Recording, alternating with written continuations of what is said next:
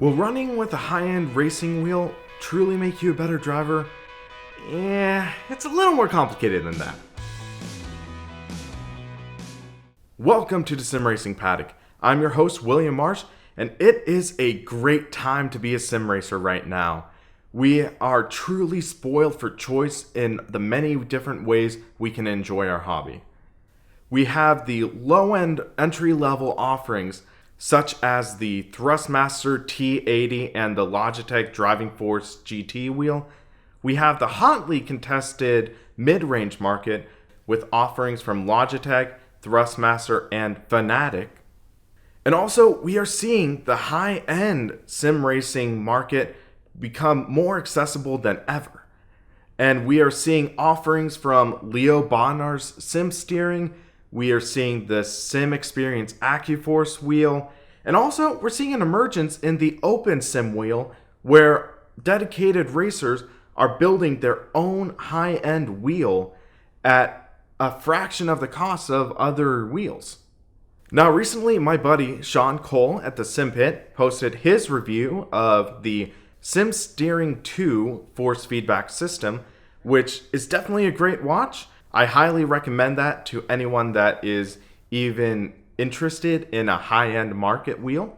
I want to touch on a couple points about the high-end wheel and clear up a couple things that I feel are being taken as undeniable truths in this world.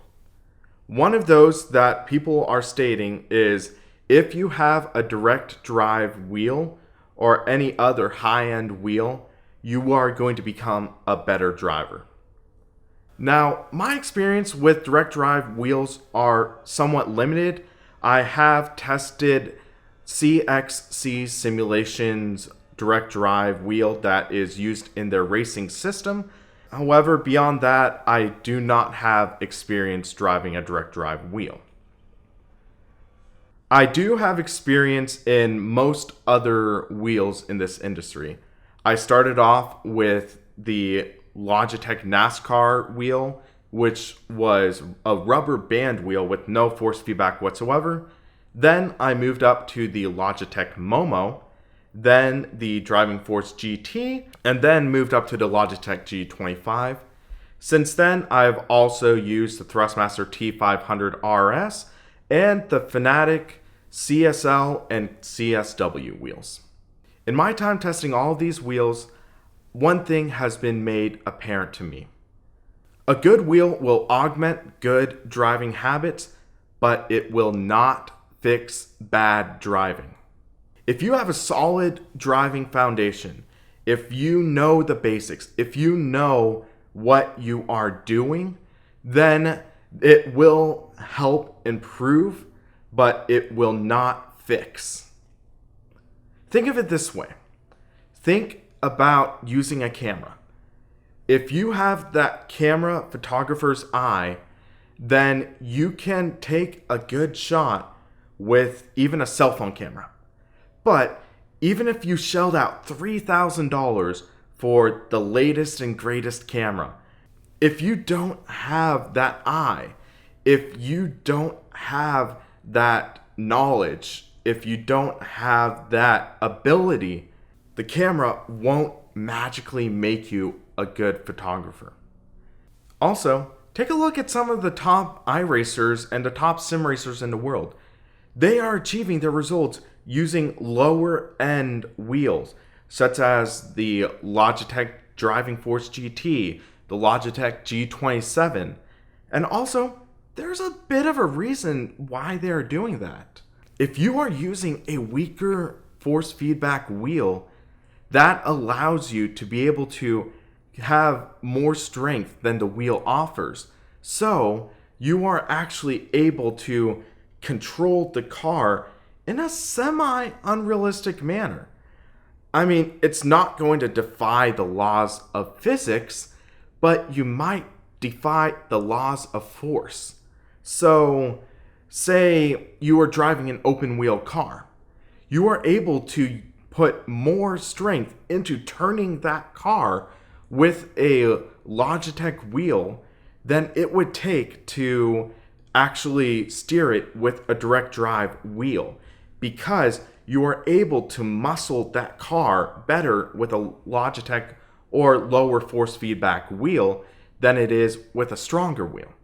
At the same time, you can drive fast with a direct drive wheel, but you are going to have a somewhat bigger challenge. You are going to have to muscle the car like you do in real life. It's going to take more strength to drive the car. So, what I would say is when you're looking at investing into the high-level market, what are you looking for? Are you looking to have the most realistic driving experience possible? Are you looking to have an experience that matches driving a real-life car? Or are you looking to be the most competitive? Are you looking to race for wins or race for the experience? Because you can drive fast with a Logitech wheel. You might even be able to drive faster than someone with a direct drive wheel because you are able to muscle the car better than someone with a stronger wheel. However, with a direct drive wheel and even high-end pedals, if you're driving with a high-end setup, odds are you are looking for more of the realistic driving experience. We are seeing these industrial strength simulators being used to largely train real-life drivers. And with that, they aren't looking for wins on iRacing, wins on R-Factor or Assetto Corsa. They are looking to learn the track. They are more concerned about testing a car on a specific track combination rather than wins online. They are looking for the closest to a 1-to-1 ratio of realism to be able to get as close an experience to them behind the wheel of a real car. Once you invest in high-end racing peripherals, there is a point of diminishing returns. With the Logitech and lower-end Thrustmaster wheels, there is that limited force feedback. There is the weaker forces, which some people learn to master and drive fast. And once you get into the mid-range market, you are able to have more control, and with the faster force feedback, you are able to catch slides better and things of that nature. But once you get into the high-end market, there is that point where you are not inherently faster because you have a better peripheral. That goes with everything. You can be a world championship winner with a Logitech wheel. We've seen it plenty of times. You can also be competitive and race for wins with a Bodnar sim steering unit. But the bottom line is, if you're looking to invest in a high-end racing peripheral, ask yourself this question. What are you looking for?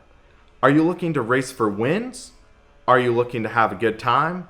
Or are you looking to have the most realistic racing experience possible? So I'd like to hear your thoughts on this subject. Do you think that buying a high-end racing wheel will naturally make you a better driver? Do you think I'm full of crap? Let us know in the comments. And if you like this video, please hit the like button below and hit subscribe so you can stay in the know on the latest going on in sim racing. Also, check out simracingpaddock.com so you can get in on the know on the latest news going on in sim racing.